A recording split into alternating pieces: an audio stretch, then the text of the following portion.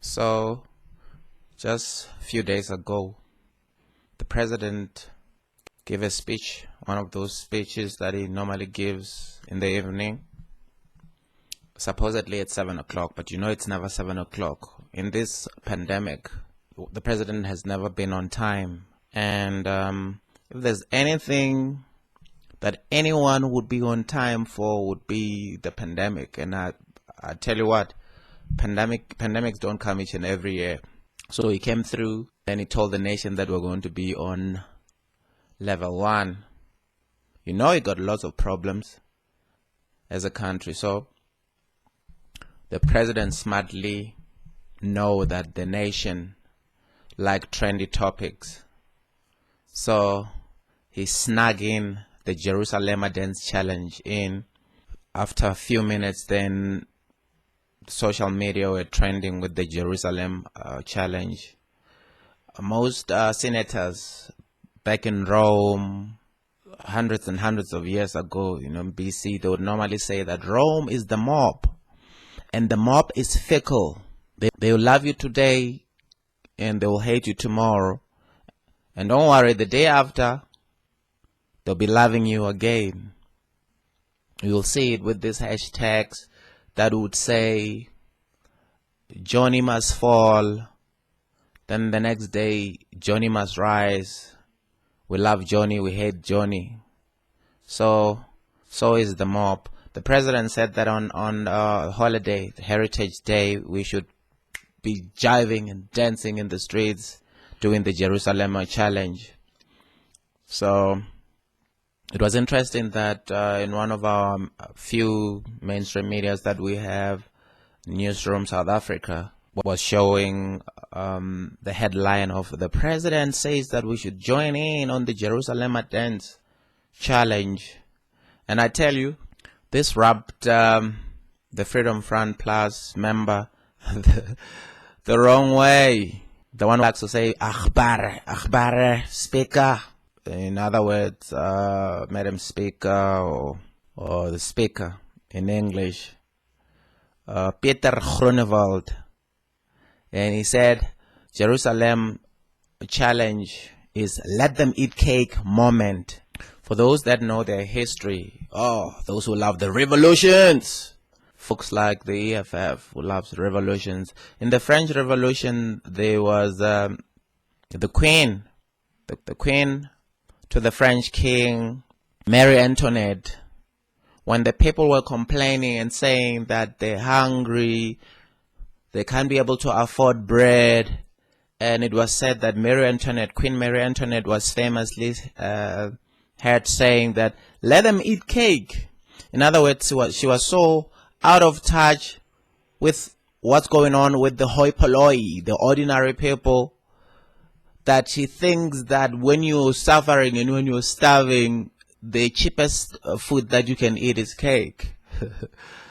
So Pieter Groenewald was just quoted saying that Cyril's Jerusalem challenge is let them eat cake moment. I'm quoting the Citizen article here. And folks, I don't think that Pieter Groenewald can boogie, can dance. I don't know, maybe it might prove me wrong. I don't think even if you play there was this gentleman, I forgot his name, I think it was Pieter Cockrell or whatever, I forgot the name. He had a song, Halala, in South Africa. And I'm just wondering if I pump that joint and challenge Mr. Groenewald to dance on the song, he'll be able to dance, And I'm surprised that he's not yet under attack of because in our society we're having identity politics, racially charged politics. You cannot criticize someone else without being viewed on a lens of race. I'm surprised that no one has come up and started criticizing him for being racist and being hating on Master KG's Jerusalem song because it's doing well all around the world. And the president normally, he's like that. He has his own little jibes, his own little trendy messaging, public relations messaging that he normally comes up with. And, sense of humor that he throws it here and there. And it throws most politicians off who wants to attack him. Remember, the president of the Economic Freedom Fighters, I think it was in Parliament, where he saw at him. It's obviously now the B word. I don't even know how to spell it. Is it the BASTARD? He said he is that word. It's a swear word now, but it's a nice, good English, by the way. A person who has parents or an offspring or a child of parents who are not being married in English is a bastard, okay? So Julius Malema was just saying that throughout, throwing in that little fat worm into the water with a hook, hoping that he will get a big fish in the name of Ramaphosa to respond. And he kept quiet, and he kept well, so it makes him being seen as a very good statement. It's like, oh my goodness, look at this juvenile, young president of the Economic Freedom Fighters swearing at the president. He doesn't reply. And it's the same thing that happened when Boy Mama Bolo, who was famously being dissed as if he's dressed for Our Perfect Wedding by Ndlozi, a member of Economic Freedom Fighters in the Parliament, saying that, who's this one dressed like Our Perfect Wedding? And the gentleman, Boy Mama Bolo, got up and started making claims about how Julius Malema was abusing his wife. And then Malema got up, responded, and started talking about how President Ramaphosa was abusing his late wife. And then it became a mess. The ANC member of parliament lost it. And what happened? The benevolent one came up, Mr. President, the Honorable President Ramaphosa came up and said that we shouldn't politicize gender-based violence issues, something along the line that my late wife is not here to speak for herself as to whether she was being abused by me. And he said it would be best if Boy Mama Bolo apologized to Julius Malema for what he has uttered, and he didn't criticize Julius Malema back for what he said about his wife. And then he then seemed to be impervious, came across as a cool-headed person, taking a different approach as opposed to what the former president Jacob Zuma was doing, seeing people in white apparels, the bouncers, grabbing everybody out of parliament and causing chaos, and he came out tops. So this brings me to this issue of level 1, where he spoke about the Jerusalem dance challenge. So that topic overshadowed all the worst things that has happened when it comes to the communist virus damage. And in fact, prior to that, the ESCOM problems, the problem of load sheddings that we are experiencing now. Remember, President Ramaphosa was in charge of the war room in terms of stemming the load shedding problems when he was a vice president to the former president Jacob Zuma. He was in charge of that, ESCOM, but we're having problems now with ESCOM. Remember the famous story where I think it was last December that we're not going to be having load shedding ever again. It's continuing. We were downgraded by one of these two rating agencies to junk status just before March, when we had the Chinese virus, the lockdown. After that, we just had information that our GDP contracted by over 51%, and we are in deep trouble. And here he gave a little bit of bones all around on level 1, saying, hey guys, remember the curfew was at 10 o'clock p.m. That's the time that it was kickstarting. I am giving you an extra 2 hours to 12 midnight in terms of the curfew now. It sort of remind me of the way in which no logic and common sense is used in terms of these regulations that are being implemented. Remember, last time there was when the president spoke about the curfew being at 9 o'clock, and the restaurants were saying, in fact, it was 8 o'clock.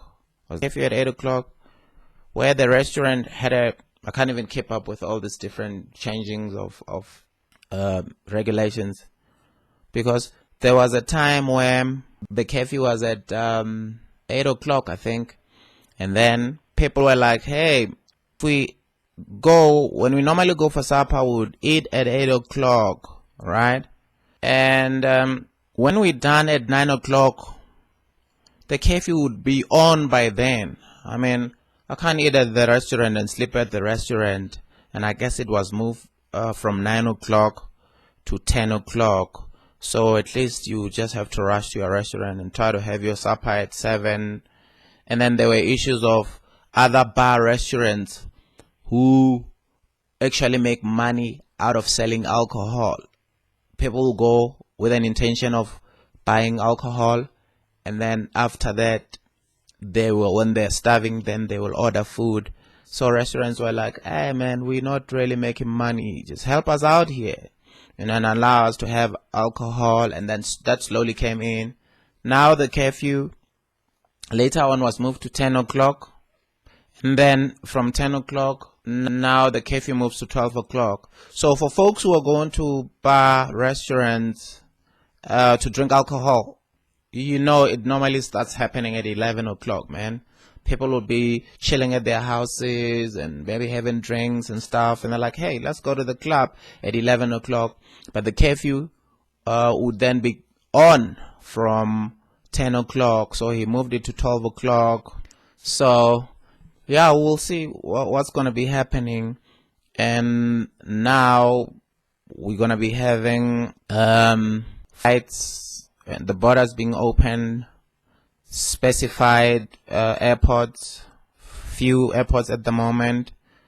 So, and then for folks who are going to be performing, I guess then they will be able to perform, even though the president says outdoors the maximum number of people would be 500. I mean, can you imagine an outdoor, just the outdoor of the stadium? The outdoor of the stadium, I mean, can pack in 1,000 people, or maybe 2,000 people. So he says 50%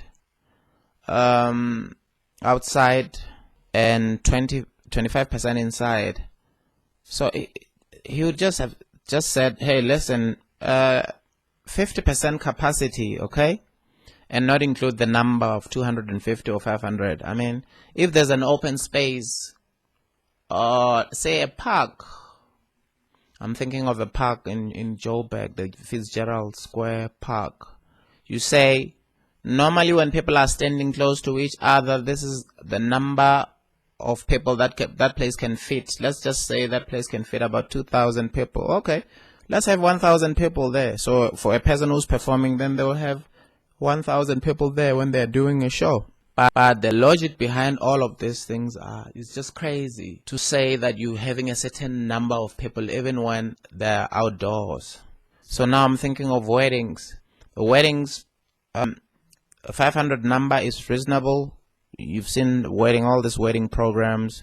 Normally people would say would be happy to have 200 people, and then they'll have an overflow of, who knows, another 200 people. That would be 400 people. But the trick is the tent. They always have this fancy tent. So I guess a tent would then qualify as an indoor, which would mean that you'd have to have 250 people. The same applies to church. I can imagine with ZCC church in Moria there in Limpopo. I mean, there are millions and millions of people who goes there during their pilgrimage. So if there's 1 million people going over there, they're outside, it's outdoor, then the president will just said 50%, and then at least 500,000 people will go there. So now it means that 500 people will have to go to ZCC. Crazy logic. So we'll see. Hopefully in the next month things will change. And it's so unfortunate that the president and his advisors, they came up with a whole lot of laws and regulations that didn't make sense, and they're still continuing to do that. And in the meantime, telling everybody to go dance in September. So I don't see this as like Mr. Groenewald of Freedom Front Plus as Marie Antoinette moment of saying let them eat cake. I see it as a way of the presidency's public relations and their marketing team to look at what's trending out there, what people like, and just throw those slogans that will placate people, and people say, "Oh, our president is up to date and is trendy. We like our president," and really not focus on the issue. And this issue of circus and bread to placate the masses, like they used to do it back in the day in Rome. You'll bring the Colosseum, you have the gladiators fight, and then the populace forget about what's happening. And I think things are now going to be more and more easier for the ANC government now that sport is coming through.